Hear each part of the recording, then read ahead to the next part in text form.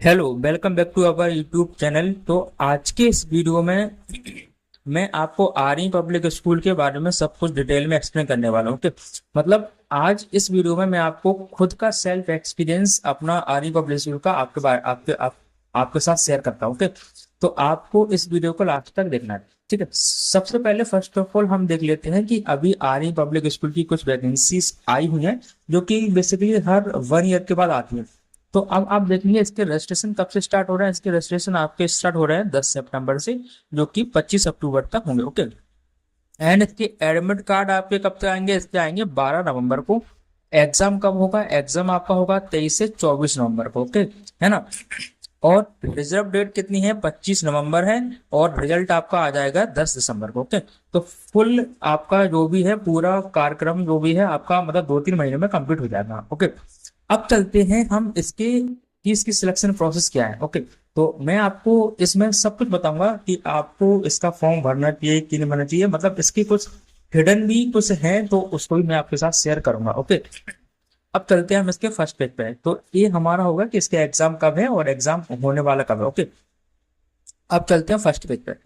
First page पे आप देखेंगे तो सबसे पहले मैं अब आपको बता दूं कि इसमें सीटेट मैंडेटरी नहीं है। देखिए यहाँ पे जैसा कि क्लियरली लिखा हुआ है कि CTET is not mandatory for appearing in the online screen test. मतलब इस समय आपके पास सीटेट नहीं होना चाहिए, लेकिन जब इसका आप इंटरव्यू देने जाएंगे तो उस समय आपके पास सीटेट होना जरूरी है। ओके, इसके बाद हम देखते हैं अब यहाँ इसका सिलेक्शन प्रोसेस क्या है पूरा। तो सिलेक्शन प्रोसेस देखो बेसिकली इसका ऐसा होता है कि इस एग्जाम को भरने के बाद आपको डायरेक्ट जॉब नहीं मिलने वाली। ये एक तरीके का स्क्रीनिंग टेस्ट होता है जिसको बोलते हैं ओएसटी टेस्ट। ओके, तो इसमें क्या होता है कि आपके दो तरीके से आपके नंबर बनते हैं। यदि आपके 50% मार्क्स आते हैं तो उसमें कुछ क्या होता है कि कुछ रेगुलर वैकेंसीज होती हैं, कुछ फिक्स वैकेंसी होती है, मतलब कुछ कॉन्टेक्चुअल बेस पे वैकेंसी आती है। और उसके लिए जो मार्क्स हैं वो आपके एक में 50%, मतलब आपके 100 होना चाहिए और 80, मतलब ये आपके क्वालिफाइंग मार्क्स होते हैं। ओके, तो इसके बाद यदि आप इस एग्जाम को पास करते हैं तो आपको डायरेक्ट जॉब नहीं मिलती है, आपको ओनली एक सर्टिफिकेट दिया जाता है। ठीक है, जब जैसे सपोज करो कि आपने इस फॉर्म को फिल किया, फिर उसके बाद आपका स्कोर कार्ड हो गया, आप क्वालिफाई हो गया, तो आपके पास एक सीटेट की तरह एक स्कोर कार्ड आपका बन जाएगा। ओके, ठीक है। अब स्कोर कार्ड बनने के बाद होता क्या है, देखो स्कोर कार्ड बनने के बाद क्या होता है कि इन स्कूलों में वैकेंसीज आती रहती हैं, जो कि कुछ रेगुलर बेस पे आती है, जैसा कि इन्होंने यहाँ पे लिखा है, कुछ रेगुलर बेस पे आती है और कुछ फिक्स टर्म पर, मतलब 1 साल के लिए आपको कॉन्ट्रैक्ट इस पर रखा जाता है। ठीक है, और लेकिन उस इंटरव्यू देने के लिए आपके लिए जरूरी है कि आपके पास ओएसटी का स्कोर कार्ड होना चाहिए। ओके, तो इसके बाद ही आप उस इंटरव्यू को दे सकते हैं। ओके, अब देखते हैं हम इसका पूरा सिलेबस क्या है। ठीक है, इसमें सीटेट आपका मैंडेटरी नहीं है। ये आपका हमारा एग्जाम डेट था, ये हो गया। अब देखो ये वो स्कूल है, आर्मी पब्लिक के स्कूल हैं जिसमें हर ईयर कुछ वैकेंसी आती है, सिर्फ ओनली वन वन वैकेंसी आती है, ऐसा नहीं, बहुत सारी वैकेंसी आती है। और कुछ रेगुलर बेस पे आती है, कुछ कॉन्ट्रेक्चुअल बेस पे आती है। ठीक है, यदि आपको वैकेंसीज के बारे में जानकारी करना है तो आप मेरे चैनल को सब्सक्राइब कर सकते हैं कि मेरे पास इससे रिलेटेड वैकेंसियां बहुत सारी आती रहती हैं, क्योंकि मेरे को सब यहाँ पे जानकारी मिलती रहती है कौन से स्कूल में कौन सी वैकेंसी आई, या फिर आप इसको न्यूज़पेपर में भी आप देख सकते हो, क्योंकि इससे रिलेटेड जो भी वैकेंसी आती है वो ज्यादातर न्यूज़पेपर में या आरआई पब्लिक स्कूल की वेबसाइट पे आती है। ठीक, अब देखो ये पूरे स्कूल के आपके, तो ये वो स्कूल हैं जिनमें वैकेंसी आती रहती हैं। आपका ओएसटी वाला स्कोर कार्ड यदि हो जाता है तब आप इन स्कूलों में इंटरव्यू के लिए आप जा सकते हैं, विदाउट ओएसटी के आप नहीं जा पाएंगे। ओके, और अब देखना इसका सिलेबस क्या है। सिलेबस क्या है तो आप यहाँ देखेंगे पीजीटी का जो सिलेबस है उसके लिए आपका आपका पोस्ट ग्रेजुएशन होना चाहिए। ओके, अब इसके बाद आपका ये आपका पीजीटी के लिए ही है ये भी, और ये है आपका टीजीटी के लिए, ये है आपका टीजीटी के लिए है। टीजीटी के लिए आपका ग्रेजुएशन होना चाहिए बस, एंड बीएड होना चाहिए।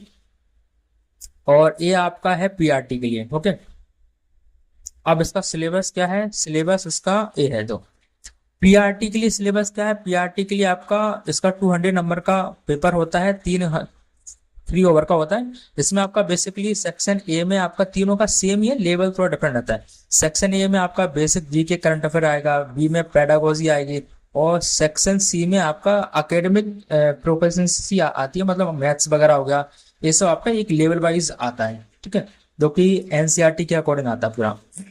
अब हम टीजीटी की बात करें तो मेरे पास जो स्कोर कार्ड है वो टीजीटी का ही है, ओके। तो अब देखो इसमें क्या है, टीजीटी में आपका क्या आता है, टीजीटी में सेक्शन ए में आपका बेसिक जीके और करंट अफेयर आता है, सेक्शन बी में आपका पेडागोजी, और सेक्शन सी में आपका एकेडमिक प्रोफिशिएंसी आता है। इसमें आपका 10 तक का एनसीईआरटी का आपको कुल मिलाकर ओवरऑल ये है, आपका 12 तक का मैथ अच्छा होना चाहिए, तो आप इस एग्जाम को आसानी से क्लियर कर सकते हैं, कोई इशू नहीं हुआ है ना, क्योंकि आपको बिल्कुल क्वालिफाइंग नंबर ही तो लेकर आना है। और ये आपका पीजीटी का सिलेबस पूरा पीजीटी का है ना, तो इसका मैंने फिल नहीं किया था, ओके। अब देखो ये क्या है, ओएसटी के सेंटर है, जो एग्जाम सेंटर है, ओके।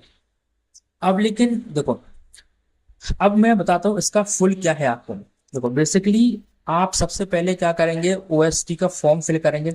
बाई चांस आपका स्कोर कार्ड बन भी जाता है तो आपको इन डिफरेंट स्कूलों में क्या करना होगा, आपको इंटरव्यू के लिए जाना होगा।